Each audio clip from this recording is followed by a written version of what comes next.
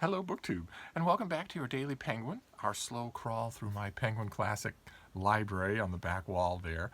This crawl has featured, over the months that we've been doing it, a wide selection of types of authors, from authors that I don't like, whose works I don't like, to authors that I have no strong feelings for one way or another. I just happen to have them and I know them. To authors that I really like or consider important and understand and have read in many translations over many years, to a smaller handful. We've only seen a few of them in this tour so far, and we'll only see a few in the whole total as well. Authors that have gone well beyond well beyond love, to the status of old friends. It's authors who are old friends. And today's author is one of those. It wasn't yesterday. Yesterday we did Dante's Divine Comedy, which is a towering world classic and a book that I have, a work that I have read and studied many, many times in many editions with varying amounts of fervency over a long period of time, but never with the kind of personal affection that, for instance, I would have invoked with an author like Livy or Horace.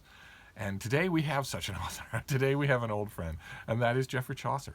Today we are doing the Penguin Classic Canterbury Tales, which is a story. Geoffrey Chaucer was a factotum and a courtier and a general dog's body and increasingly a fairly reliable hand at international negotiations for the King of England and for his most prominent noblemen.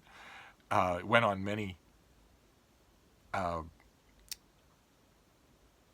missions for the court, to trade missions of one kind or other, diplomacy missions of one kind or other, including a rather dicey crossing of the Alps in winter in 1372 to go to Genoa and also Venice.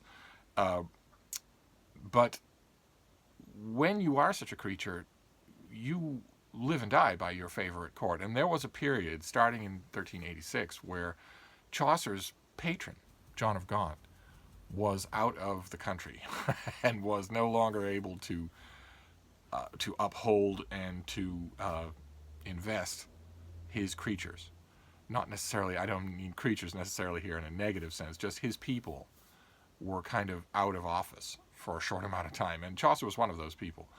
And left, he was wealthy and well connected, so he wasn't in any kind of danger, but he did leave his official duties, and that gave him time to work on a huge collection of stories that he had in mind, that had originally been inspired by huge collections of such vernacular stories that he had encountered and heard about in Italy. And that is the story of a group of about 30 pilgrims who decide in the springtime to make a pilgrimage to the shrine of Thomas Becket at Canterbury. And the original plan that Chaucer wanted to immortalize in this work is something that would have been familiar to anyone who had gone on any kind of a pilgrimage like that, which is that you pass the time on the road by telling stories. And the original plan here was for each of those pilgrims to tell 2 stories on the way to Canterbury and 2 stories on the way back. That would have been an enormous work. Chaucer never finished that. He never finished the Canterbury Tales in anything like the way that we can imagine he probably envisioned it. But what we have for the Canterbury Tales, a large number of tales, some fragments, some that are obviously better worked over than others, is one of the principal delights of human literature. I don't think I'm overstating by saying that. The poet John Dryden famously called it God's plenty. The stories that those pilgrims tell and the personalities, the stories that we are told about those pilgrims, are amazing. They are amazing. And it doesn't take long in reading Chaucer to get a sense of Chaucer as well in this work, in addition to all of these pilgrims and their various clashing personalities, and in addition to all of the weird and funny and heartbreaking and disturbing stories that they tell. It's also possible to get a sense for Chaucer himself and to know how he is like, and also how he differs from the host of the whole excursion, Harry Bailey. I love this work. I absolutely love it. And as I have followed Penguin Classics history with it. Now, Penguin they do other Chaucer. They do Chaucer's, for instance, his greatest finished poem is Troilus and Cressida, which is an amazing, amazing work, and often cited as the greatest finished work of. That is the bean, preening and shaking herself in the background. Do you want to be on camera, baby? Do you want to be on camera for your fans? You're making such a noise. You're shaking the bed, and you're. Who's that, baby? Who are those people? Oh, you have your mustachios up in the air. Who are those people, baby? Oh, they're your fans. They are. They think you're the bee's knees. They do. They think you're the bee's knees.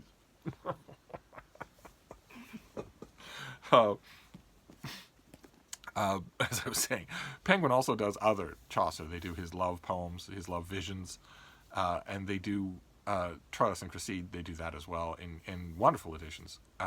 But it's their version of the Canterbury Tales that not only got them a bestseller, a huge bestseller, this particular version, but it's their Canterbury Tales that I have the widest variety to show you.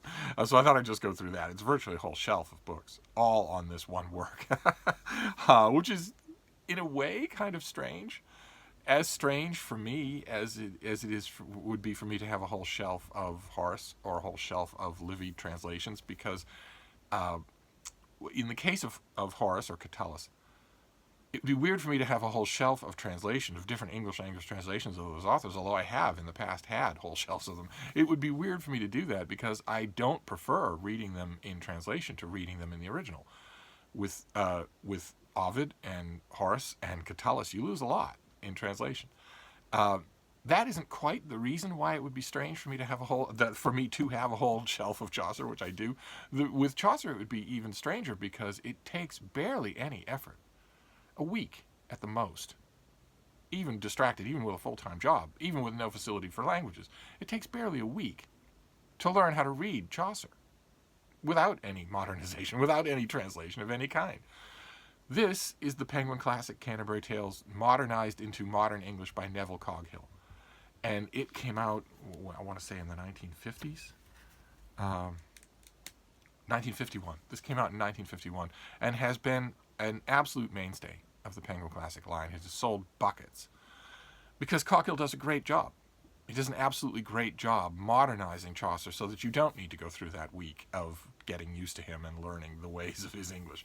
Instead, you can just read the Neville Coghill, and it has had, oh my God, such a life in reprint. Oh my, this edition has been reprinted 1 billion times.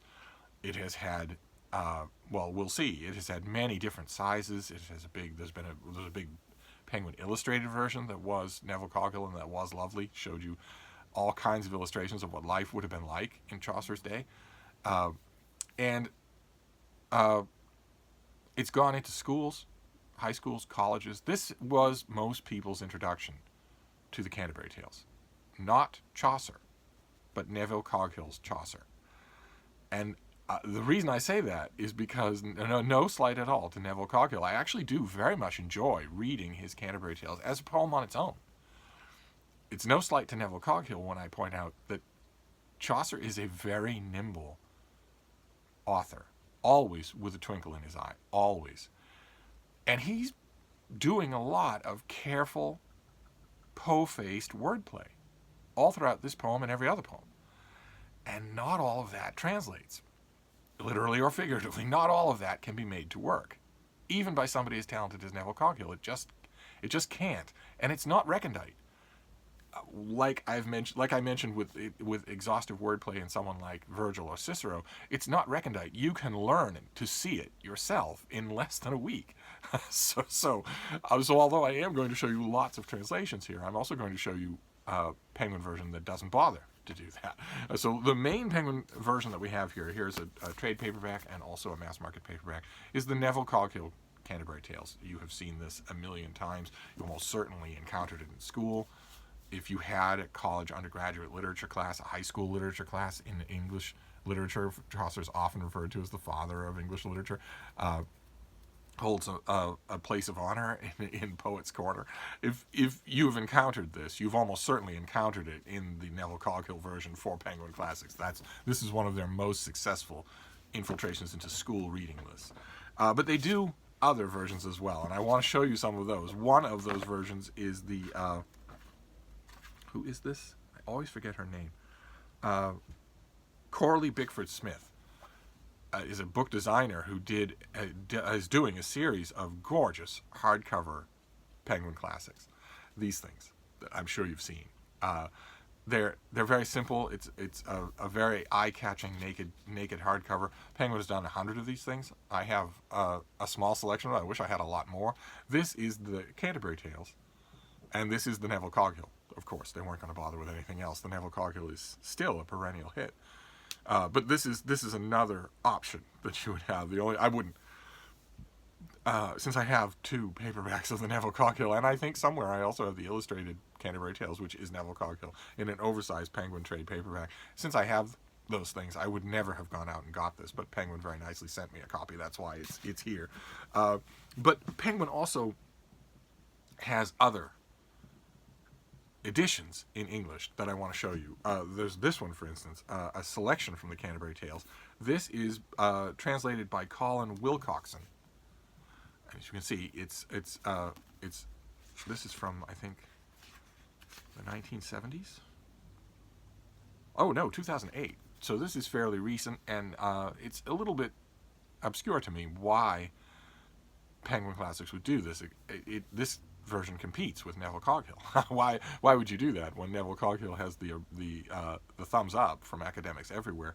But this has a totally different introduction. It has far more extensive notes. Coghill is very, very skimping on the notes, quite rightly believing that if you transmute the Canterbury Tales into accessible modern English, they require almost nothing in the way of notation, unlike quite a bit of other stuff that Chaucer wrote.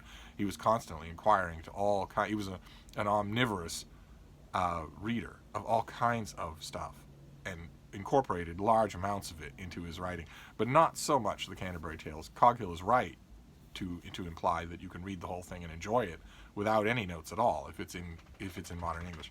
This isn't quite that way. This is far more scholastic in its approach, which probably explains why Penguin did it, because this could expect a readership in schools. But they also did this. This is from earlier. This might be the one from the 1970s that I'm thinking about. Let's see here. 1987. This is translated are edited with glosses. So this is not. Here, I'll show you what I mean. This is not translated. This is just curated for you by Michael Alexander.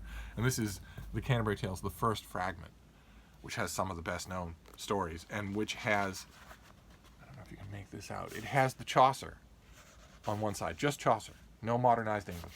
And on the other side, it has glosses and definitions of stuff that your reading eye is going to catch on. It's going to snag on them as you do that. And that is actually a very comfortable way to learn to read Chaucer without any intermediary at all. You'll get the hang of those glosses in no time at all. One story, one tale will be enough, so that you start to get the feel of it, and then it'll just be a question of remembering specific things. But in terms of the spelling and even the pronunciation, you'll get that in very little time. So this is one of those, and it's a small version. It's just the first fragment, so you can see again its utility in schools. If you have a purist of a professor, and there are more and more purists, there are more and more professors who teach Chaucer even at high school level, who don't believe that you should be reading Chaucer with a translation of any kind, of an update of any kind. You should just make the mental effort to read him in the original. You still can, so why not? Especially since you're losing something if someone cleans him up for modern English. This is clearly meant to supply those teachers with something they can give to their students that doesn't intimidate them. But Penguin also does an intimidating version. This is by Jill Mann. This is an amazing volume. And it is much the same, but far, far more ambitious. This is the Canterbury Tales. Look at the size of this thing compared to those two. Look at that. This is everything. The everything in the kitchen sink. This is the Canterbury Tales. Just straight up. No English language translation at all. No modernizing. What you get here, you get glosses, but they're footnotes at the bottom of every page. So you get a lot of them. You get everything.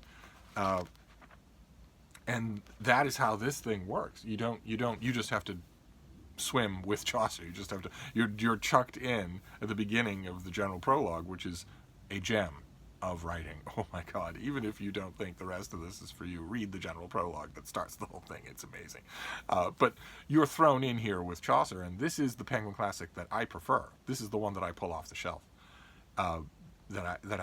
Because there's no intermediary at all. I like Jill Mann's introduction, very much so, but I like when I need a burst of Chaucer, especially in his register in the Canterbury Tales, which I have needed very much in the last month. I don't mind admitting. I go here. I go to this. This is, you don't need anything else. I don't typically, much as I have affection for Neville Coghill's version, I don't typically grab it off the shelf. When I want Chaucer, I tend to go just for Chaucer. But Penguin also did something else. But you of course, since the Canterbury Tales is the font of all English literature, since it casts such an enormous shadow, you would expect that Penguin would do a Penguin Classic Deluxe Edition. And they do.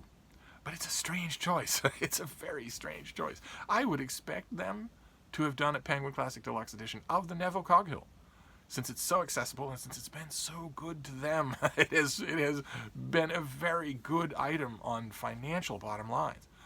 And maybe they do a Penguin Classic Deluxe Edition of the Neville Coghill that I just don't know about. But I don't think so. I think this is their only Penguin Classic Deluxe Edition of Chaucer.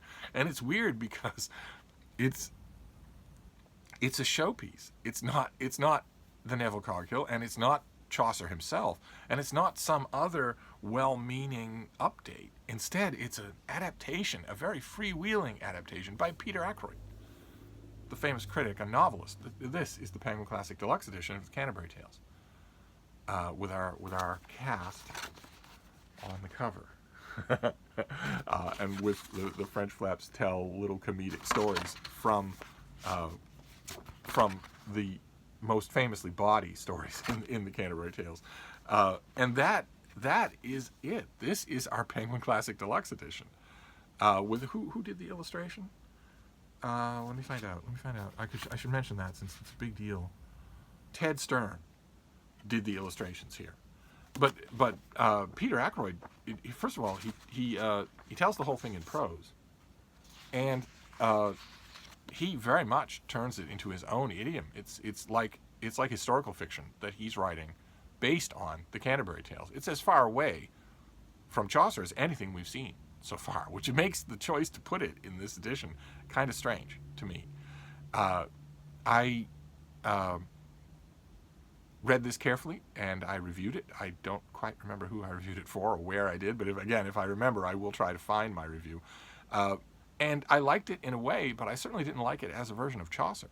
So for it to be the Penguin Classic Deluxe Edition is kind of strange, unless I'm missing one, unless there's a Neville Coghill out there that I don't know. But I have to confess, although I really love Penguin Classic Deluxe Editions, and although I am a huge fan of Peter Ackroyd, I almost never consult this anymore. Almost never have the yen to do it. And when I do have that yen, it's always the yen of reading a Chaucer pastiche rather than reading Chaucer. When I'm in the yen to read Chaucer, I never pull this down off the shelf. So, but I thought I would show it to you anyway because I would never dream of getting rid of it.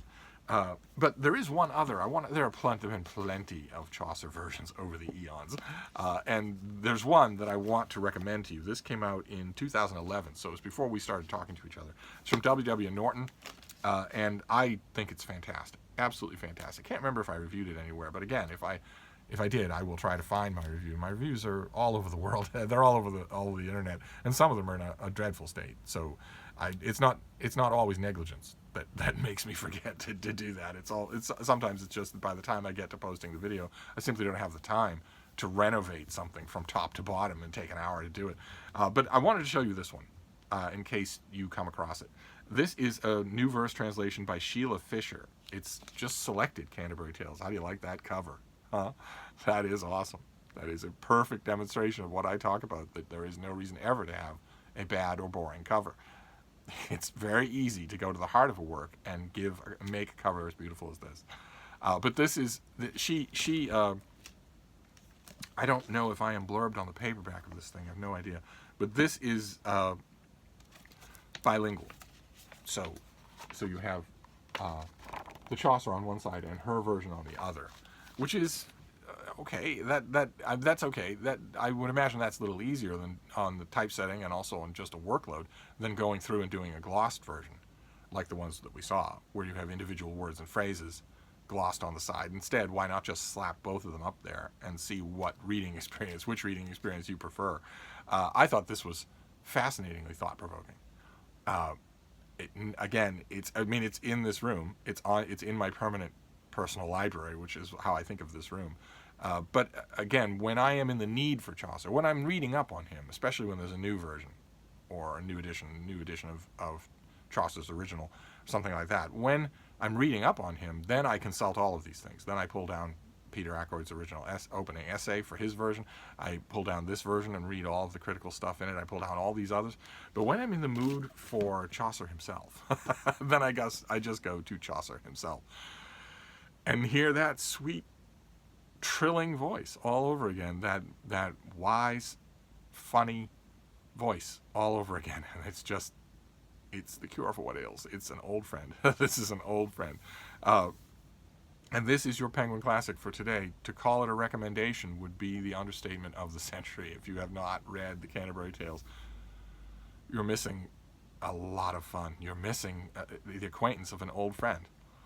I don't mind at all. I've never minded if you are totally unfamiliar with this work and you decide to go with Neville Coghill. Why put obstacles in your way? Neville Coghill will make you fall in love with this work. And once you're in love with this work, I don't think you'll mind learning how to hear Chaucer's voice directly yourself, especially since it's not all that much work. So this is strongly a recommend, and that is your Penguin Classic for today. So 2 days in a row we have done towering literary classics. So maybe it's time that we lapse back into obscurity. We'll see. We'll see how tomorrow goes. I'll see you then. Thank you, BookTube.